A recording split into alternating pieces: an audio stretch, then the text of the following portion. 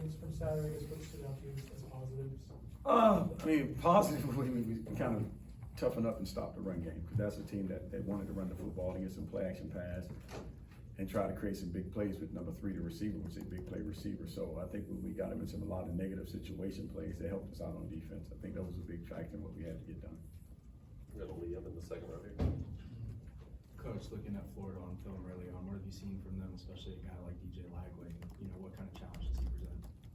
It's what they're doing up front, to be honest with you guys. I mean, they've, Coach, has done a great job of what they're doing, is limited what they're trying to get done. They'll run team first. They're gonna try to pound the ball. They don't care if it's 3rd and 8, 3rd and 7.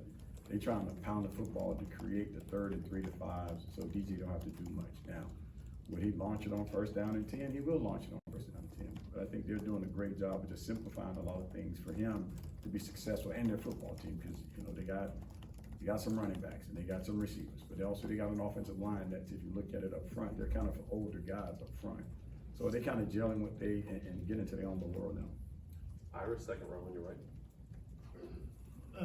You've been with this program now for a few years, but this was your first chance on Saturday to be the voice, I guess, in the sideline with the defensive players. What did you see from them? How did you think they responded to you? Oh, they just went out and played the game. It wasn't a response. It is more of you play the game because you enjoy it. You play the game because you chose to do these things, and it's more of, don't make this a job. Don't make this a situation where you have to like take it to another level, which you do, but not like at all cost. And I just told them, hey, don't let the negative plays control you. You control the negative plays. So if something happened negative in the game, control it. Early in the game, Earl got a rough. Could have been a negative situation, usually but they controlled the negative play and we got off the football field. With a 3rd and long play, 3rd and 18, they completed a pass.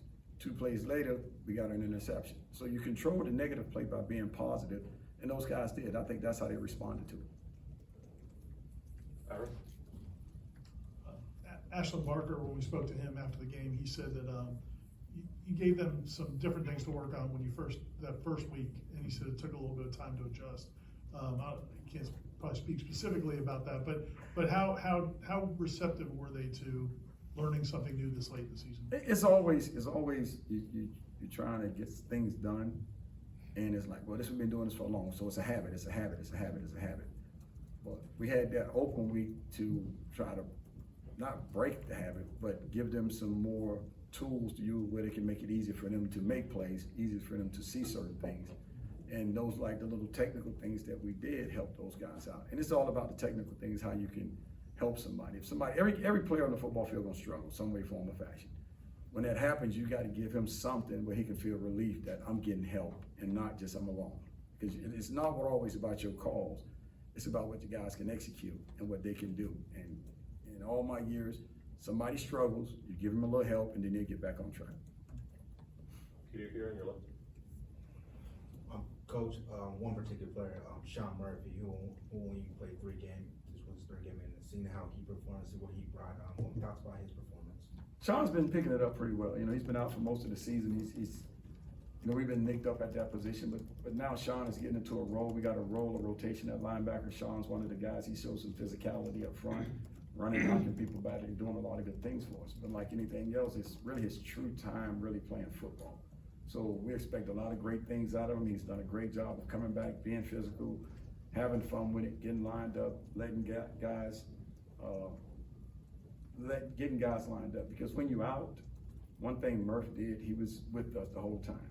And he was in the meeting rooms, he was making the calls verbally, even when he wasn't playing. I say call the strength call, he would say it. All right, what's the check? He would say it. So even though the other guys in the room would say it, Murph put his mind into doing those things. Ira? You personally have been through so many different situations, but this team, a lot of these guys are going through this for the first time, especially having a losing season.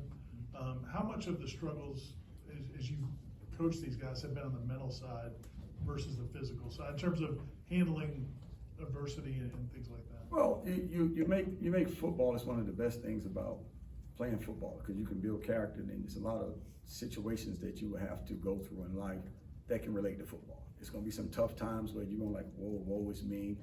And I told them guys, I'm like, this is an opportunity, but you're gonna learn from every mistake that you make.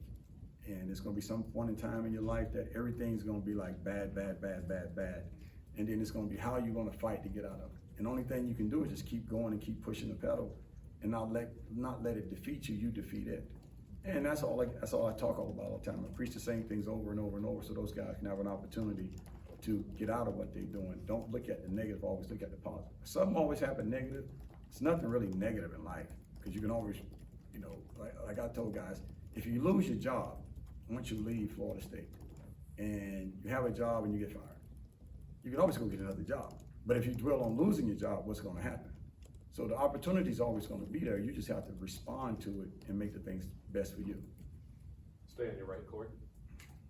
You've been a part of this rivalry, obviously the Miami-Florida State rivalry, some of the best rivalries in college football history. Saturday night, what do you expect that environment to do for your team and your players? It's always gonna come down on the football field. I mean, the environment's gonna be the environment.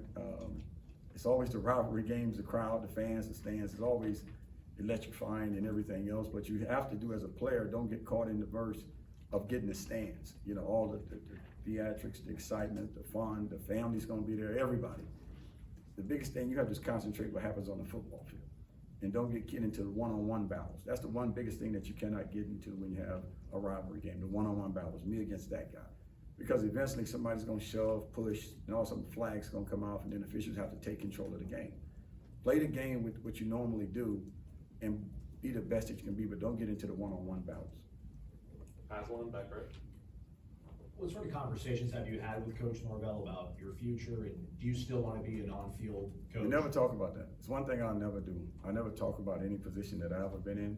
When I was at Florida, when I was at Miami, you have to do your job and just keep it moving. You don't worry about the future, just worry about what's in the present right now.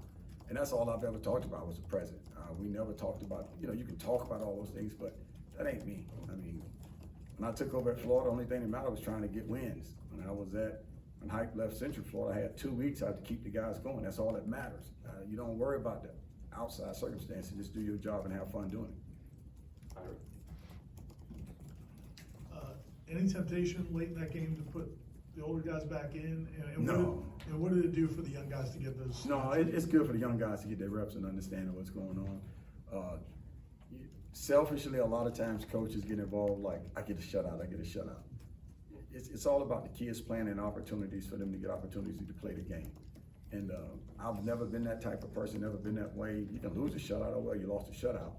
But you give some other guys experience, and then sometimes if you play kids late that are veterans sometimes, and then all of a sudden you up by 30, up by 40, and then a veteran get hurt. Now how you gonna feel? You can't get into those things. You just gotta keep going and keep it moving. Anything else for Randy? More. Go one more for Ira here. Just because we haven't talked to you that much. You know, the college football's changed so much. We've talked so much about how much it's changed with the NIL and the transfer portal and all that. I was just curious, your perspective, you've been in the game so long, seen it as a player and as a coach in different schools. Is it different now in terms of the kids and game day? Is it any different? It's different. It's different from the standpoint of you got to make sure that you get the right type of kids that want to win games. The money's the money, but you got to have somebody that's going to come in that is going to treat now it's work. This is not coming to play football. This is not to go to practice. This is work now because whatever it is with the money, it is a job now. It is a work, and you have to show up every day to perform at a high level. You got to show up every day on game day at a high level. If you nicked, you injured, you have to go in there 3 times a week, 3 times a day.